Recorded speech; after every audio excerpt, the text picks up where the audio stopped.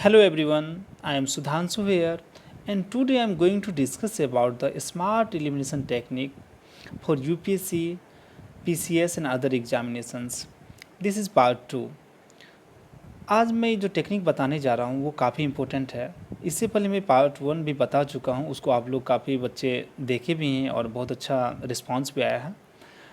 तो मैं इस पार्ट में बताने जा रहा हूँ कि किस तरीके से आप एलिमिनेशन टेक्निक लगा के क्वेश्चन को आसानी से सॉल्व कर सकते हैं।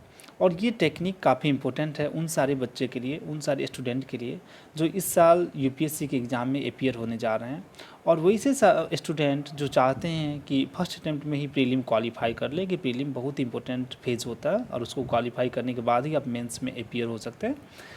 तो और बहुत सारे स्टूडेंट हैं जिनका प्रीलिम क्वालिफाई नहीं हो सकता हो पाता है, तो उन सारे स्टूडेंट के लिए भी काफ़ी इंपॉर्टेंट है। तो let's start. Smart elimination technique SCT-4। अभी तक मैंने पार्ट फर्स्ट में SCT-3 तक 3 रूल बता चुका हूं और ये मेरा 4th रूल है। तो आप लोग पार्ट फर्स्ट देख लिए होंगे और जो नहीं देखे हैं वो पार्ट फर्स्ट को ज़रूर देख लें। इसमें मैं मैजिकल ट्रिक बताने जा रहा हूँ, जिसमें first extreme statement is generally wrong. Extreme statement जो भी होते हैं जो रॉन्ग होते हैं जनरली, वो फर्स्ट पार्ट में मैं डिस्कस कर चुका हूँ, लेकिन यहाँ पर मैं थोड़ा सा बता दूंगा। जिसमें सबसे पहले इम्पोर्टेंट ये रूल है न्यूमेरिकल वैल्यूज, जो रेड कलर से यहाँ पर हाईलाइट है। सेकेंड लाइन में देखिए, numerical values, dates, years and figures in the answer choice और स्टेटमेंट्स दैट जनरली रॉन्ग। ये जो होते हैं जनरली क्या होते हैं, रॉन्ग होते हैं, बट इनकी जो प्रोबेबिलिटी होती है रॉन्ग होने की वो काफ़ी हाई होती है। मैं ये नहीं बताऊंगा कि 100% रॉन्ग होते हैं, लेकिन ये जनरली क्या होते हैं, यूपीएससी क्वेश्चन में जो पूछे जाते हैं क्वेश्चन, उसमें जो स्टेटमेंट दिए होते हैं वो जनरली क्या होते हैं, रॉन्ग होते हैं। आपको यहाँ पे प्रैक्टिस के बाद मैं आपको ये बता दूंगा कि किस तरीके से रॉन्ग होता है।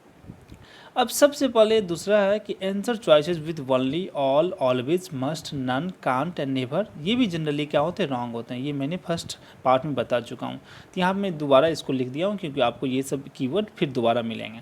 तो सबसे पहले आपको यहाँ पे इंपॉर्टेंट ये चीज़ याद रखें, ये जो दिया हुआ लाइन कि न्यूमेरिकल वैल्यूज जिसमें डेट होंगे, ईयर होंगे, फिगर्स होंगे, कोई भी ईयर्स होंगे, मान लीजिए कोई अमेंडमेंट हुआ, कुछ भी हुआ, वहाँ पे अगर आपको दिख रहा है कि कोई डे है, डेट्स है, कोई भी नंबर्स है, तो हमेशा क्या लेना, जनरली क्या लेना, रॉन्ग मानना। ठीक है। तो सबसे पहले ऑलवेज एलिमिनेट एक्सट्रीम स्टेटमेंट। अब हम यहाँ पे इस पर कुछ क्वेश्चन देखते हैं। देखिए, सबसे फर्स्ट क्वेश्चन 2016 में आया हुआ है। अब इसमें क्वेश्चन पढ़ने में ज़्यादा हम लोग टाइम नहीं लेंगे, हम लोग थोड़ा इसको ट्रिक से बनाएंगे। सबसे पहले क्वेश्चन का कीवर्ड पढ़ते हैं, एस्ट्रोसेट के बारे में, astronomical observatory launch by India, इसके बारे में बताया गया। अब इसमें 2 स्टेटमेंट दिए हैं। फर्स्ट स्टेटमेंट है, other than the USA and Russia, India is the only keyword मैं यहाँ पे हाईलाइट किया। ये एग्जाम में हाईलाइट नहीं रहेगा, लेकिन आपको कीवर्ड को वहाँ पे ऑब्जर्व करके पकड़ना होगा कि कौन सा कीवर्ड यहाँ पे दिया हुआ जो एक्सट्रीम कीवर्ड है। यहाँ पे मैंने बताया वनली, और आपको मैं पहले ही बताया कि only is extreme, only, all, always, ये सब हमेशा क्या होता है, रॉन्ग होता है। तो फर्स्ट स्टेटमेंट को हम बोल सकते हैं कि ये गलत है। सेकेंड है, जिसमें देखिए न्यूमेरिकल वैल्यू है 2000 kilogram satellite placed in an orbit at 1650 kilogram above the surface of the earth, ये दिया होता है। यहाँ पर नंबर वैल्यू है, फिगर में दिया हुआ, तो मैंने पहले ही बताया कि अगर फिगर वाले कोई भी डेटा होते हैं जनरली क्या होते हैं, रॉन्ग होते हैं। तो फर्स्ट भी रॉन्ग है और सेकेंड भी रॉन्ग है, मतलब ये भी गलत है और ये भी गलत है, रॉन्ग है। तो इसका करेक्ट आंसर क्या होगा, नीदर, डी। और देखिए राइट साइड में मैं इसका यहाँ पे आंसर भी बता रहा हूँ, करेक्ट आंसर जो क्या है, ऑप्शन नंबर डी। तो आप देख सकते हैं कि हम आसानी से इसको आसानी से सॉल्व कर लिए हैं, बस on the basis of basic trick. और आपका अगर इसका आंसर, अगर बेसिक जिस बच्चे को इसके बारे में नॉलेज होगा वो बता सकते हैं कि 1513 kilogram was launch into A 650 kilogram 50 kilometre orbit. तो यहाँ पे जो है इसका जो करेक्ट वैल्यू होना चाहिए अकॉर्डिंग टू द नॉलेज कि 1513 किलोग्राम, एंड ये जो इसका किलोमीटर है वो कितना था, 650 किलोमीटर। तो अगर आपके पास नॉलेज है उसके बावजूद बना ली, जिनके पास इसके बारे में बेसिक कॉन्सेप्ट नहीं है लेकिन जो मेरा एलिमिनेशन टेक्निक देखे हैं तो वो भी आसानी से सॉल्व कर सकते हैं। मतलब वनली कीवर्ड भी के कारण ये गलत हो गया, और ये फिगर के कारण डेटा के कारण ये क्या हो गया, रॉन्ग हो गया।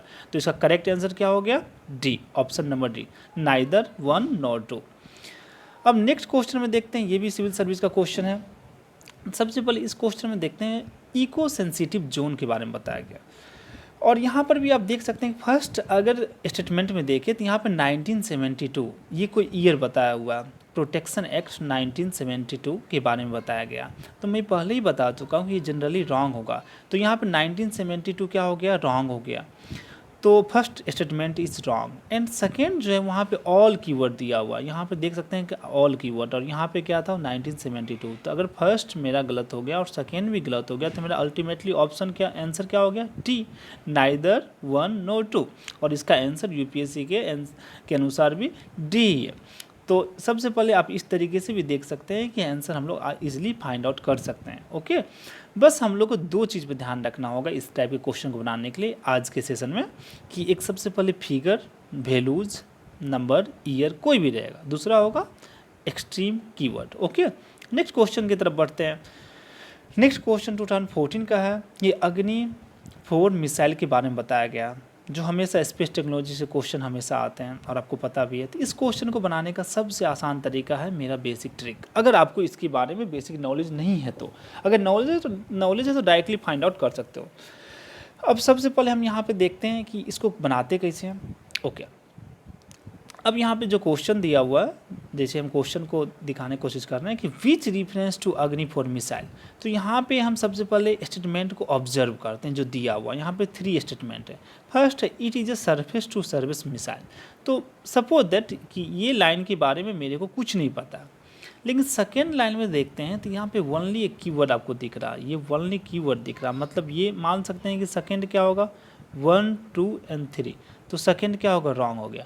थर्ड में यहाँ पे 7500 किलोमीटर दिया और थर्ड भी रॉन्ग होगा, मतलब क्या होगा, वनली क्या होगा, फर्स्ट सही होगा। तो सेकेंड और थर्ड, अगर फर्स्ट कैसे सही होगा, हाउ कैन यू से कि फर्स्ट ही करेक्ट है, हो सकता है फर्स्ट भी रॉन्ग हो। तो इस स्थिति में देखिए क्वेश्चन को एलिमिनेट कैसे करते हैं और आसानी से हम इसको कैसे बनाते हैं। अगर सेकेंड और थर्ड नहीं होगा, मान लेते थर्ड नहीं होगा, पहले देखते हैं कि थर्ड नहीं होगा, तो थर्ड कहाँ कहाँ, बी है तो बी नहीं होगा, सी नहीं होगा, डी नहीं होगा। तो अल्टीमेटली मेरा आंसर क्या बच रहा है, ए बच रहा है। आप ऐसे भी इसको आसानी से बना लिए, और आप ऐसे भी देख सकते हैं कि अगर सेकेंड नहीं है और थर्ड नहीं है, तो सेकेंड थर्ड नहीं है तो बी नहीं होगा, इसमें थर्ड ये नहीं होगा, सेकेंड थर्ड यहाँ भी नहीं होगा, तो अल्टीमेटली ऐसे भी तो 1 बच रहा है ना। तो आप देख सकते हैं कि आसानी से इस क्वेश्चन को हम अल्टीमेटली बना लिए, और इसका करेक्ट आंसर क्या है, ऑप्शन नंबर ए।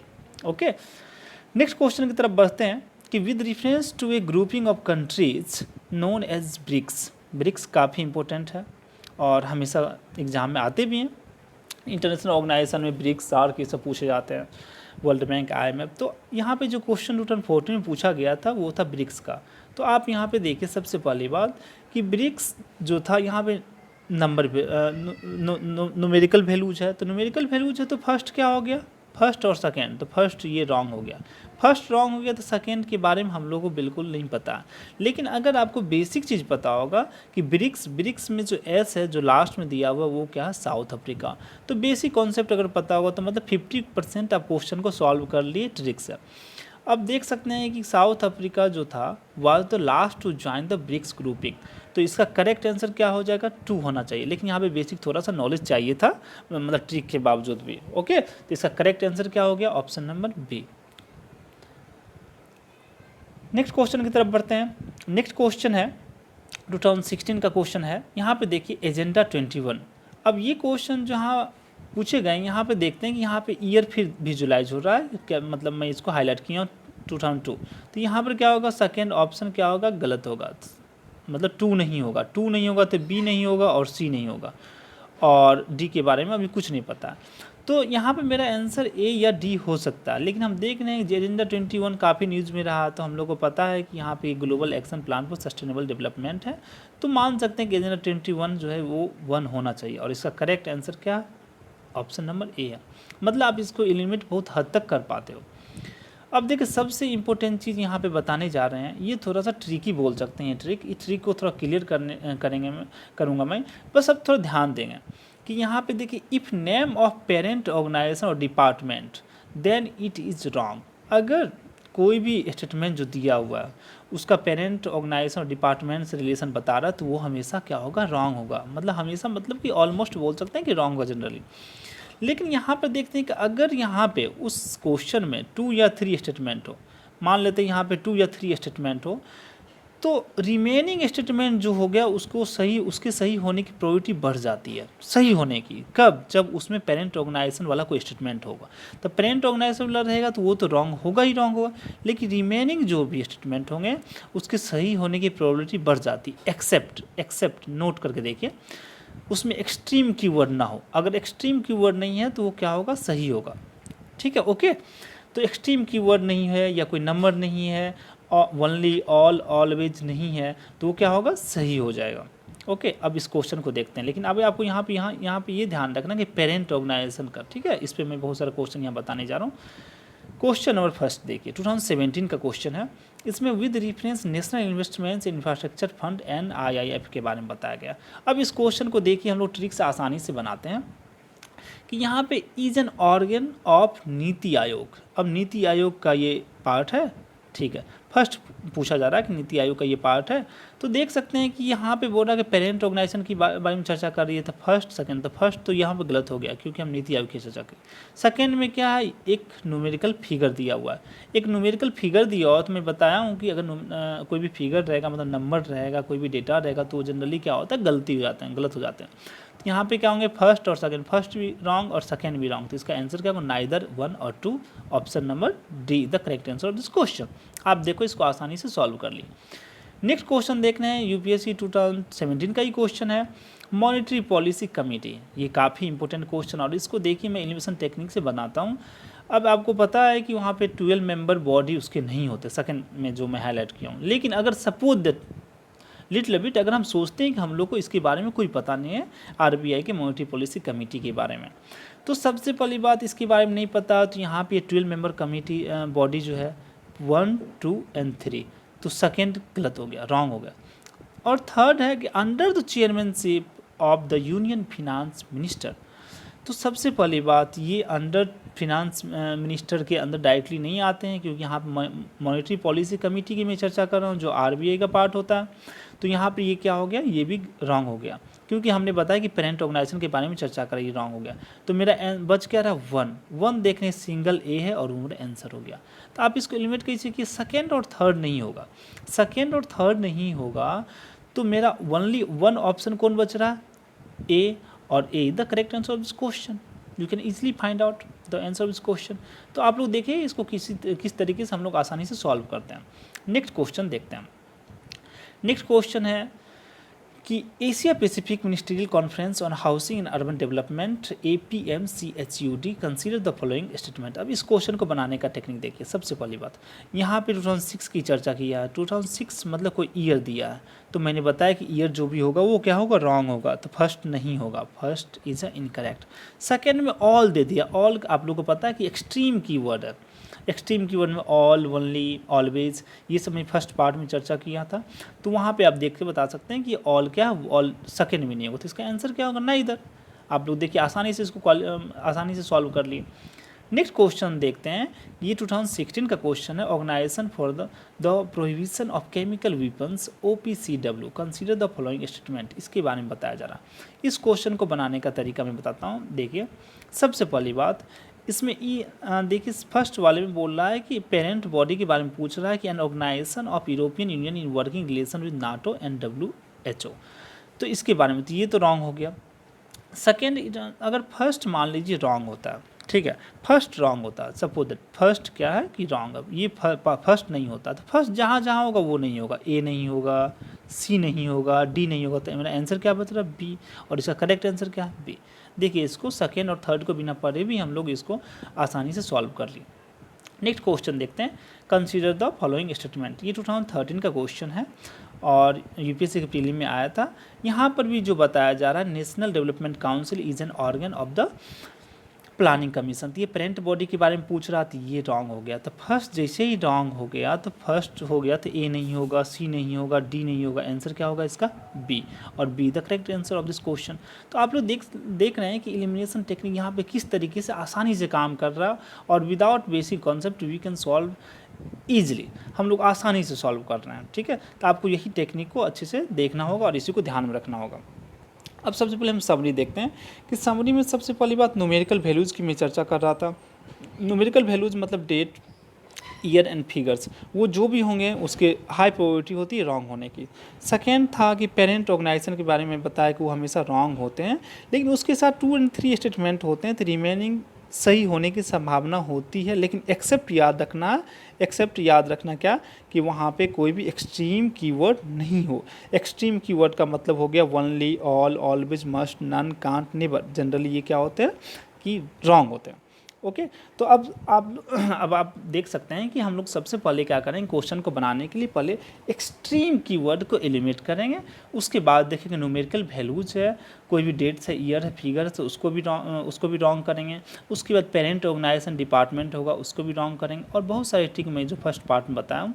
अब मेरा जो थर्ड नेक्स्ट जो आएगा उसमें भी मैं बहुत इंपॉर्टेंट सा बताऊँगा, वो आपके एग्ज़ाम के लिए और ज़्यादा इंपॉर्टेंट होगा। ठीक है, तो आप इसका स्क्रीनशॉट भी लेके रख सकते हैं और इसको नोट भी कर सकते हैं। और ये सब जो भी ट्रिक है, सबसे मैं फर्स्टली बात एक और क्लियर कर दूं कि आपको मॉक टेस्ट से ज़्यादा प्रीवियस टेस्ट को थोड़ा ऑब्जर्व कीजिएगा। मॉक टेस्ट होता है किसी भी ऑर्गेनाइजेशन का होता है, तो वहाँ के पैनल बनाते हैं और एग्ज़ाम के क्वेश्चन पूछने का तरीका लेवल अलग होता है। तो आप लोग प्रीवियस पेपर को हमेशा बार बार सॉल्व कीजिए, उसको ऑब्जर्व कीजिए कि वहाँ पे क्या क्वेश्चन पूछा जा रहा है, वहाँ पे ये ट्रिक काम करता है कि नहीं करता। तो वहाँ पर देखिएगा ये ट्रिक सब काम कर जाता है। Okay, thank you, happy learning, all the best.